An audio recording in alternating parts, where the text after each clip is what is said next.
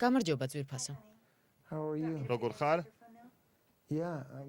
პრეზიდენტობის კანდიდატი გიორგი მაისაშვილი ყოველდღიურად ლონდონში მეუღლესთან და შვილებთან დარეკვით იწყებს. მამიკო, ის სიტყვა დამავიწყდა, რომელიც მითხრა. 7 წლის სოფო და 5 წლის ტყუპები ანა და შალვა მაისაშვილები დედასთან რობინ ლაიტნერთან ერთად ცხოვრობენ. ოჯახის თავი 2 წელია თბილისშია. იცი მამა შენი რა შვება აქ? კი. რას? ქვეყნის გაუმჯობესებას ვცდილობ. კი, მე ვცდილობ საქართველოს შენი ქვეყანა გავაუმჯობესო. რობინ ლაიტნერი ამერიკელი ყოფილი სენატორის შვილია. პროფესიით იურისტი სტენფორდის უნივერსიტეტში მოხსენებით გამოდიოდა. იქ შეხვდა სტუდენტ მაისაშვილს. 2 წლიანი რომანი ქორწინებით დასრულდა. მალე თბილისში განმოსახლებაზე ფიქრობენ. იმდენჯერ გვილაპარაკია საქართველოზე, რომ ჩემთვის ეს ქვეყანა ძალიან ახლოა. მისი მშობლებიც ჩვენთან ამერიკაში 6 წლის განმავლობაში ცხოვრობდნენ და მე სიამოვნებით კიდევ ვიცხოვრებდი მათთან ერთად, უკვე თბილისში. ეს ბავშვებისთვისაც კარგი იქნება. ქალბატონმა რობინმა მომავალი მეუღლე რომ გაიცნო, გიორგი მაისაშვილი ასე გამოიყურებოდა.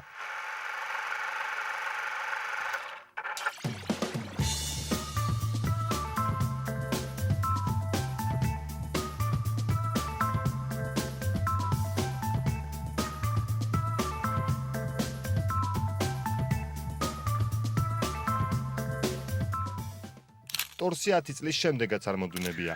ძალის პოლიტიკაში გამოყენებას აპირებს. ზოგიერთები ჭიხს რო იკრავენ მკერდზე ერთი, ვანახო რა მკერდი აქვს, რა ავაშკაცები არიან.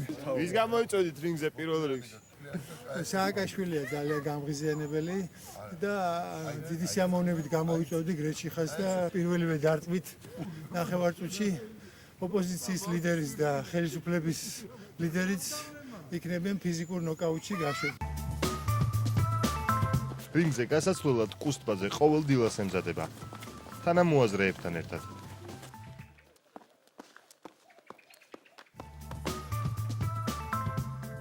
მაისაშვილის გუნდის ერთ-ერთი წევრი გინესის წიგნის რეკორდსმენი ჯუმბერ ლეჟავაა. ჩვენ შეიძლება დავითანხმოთ მე ბატონი ჯუმბერი სპორტის მინისტრობაზე. საუზმე მხოლოდ ნატურალური პროდუქტებისგან შედგება. დიდი ენერგია მოაქვს. თბილისში ყველაზე ხშირად ბიძაშვილის სახლში ცხოვრობს. სანამ მეუღლეს და შვილებს ჩამოიყვანს, პრეზიდენტობის კანდიდატის კომფორტზე 4 ქალბატონი. ძლები, ძმისშვილი და ძმის შვილიშვილი ზრუნავენ. საჭმელს თქვენ აკეთებთ ხოლმე თუ ბატონებიაც აკეთებთ? არა, მე თვითონ ვაკეთებ საჭმელს. ჩემი გაკეთებული საჭმელი.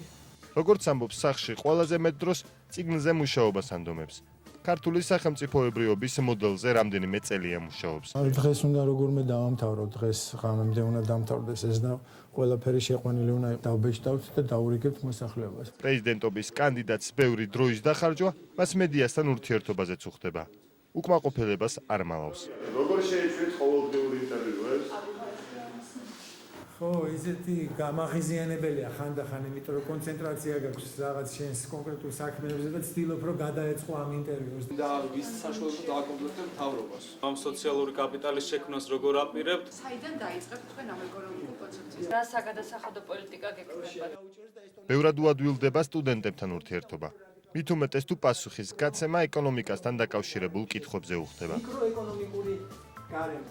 კონცენტრაცია ქმნის ბიზნეს მეკას. მე ჩამომყავს აპლი ფისკალური პოლიტიკა არის პასუხისმგებლური. მოგების გადასახადს ვაუქმებ საქართველოში. ესეთი მომზადებული აუდიტორია ჯერმე არ შემხვედრია არსად.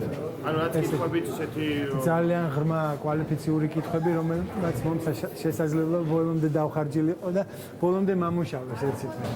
ყველაფერი იმისათვის რომ ყველაფერზე პასუხი გამეცა, ბოლომდე გახსნა იყო საჭირო და ძალიან კმაყოფილი ვარ. ენერგია დღის ბოლოსაც საჭიროა. მის ლექციას უკვე საკუთარი სტუდენტები ელიან. ლიდერთა სკოლიდან.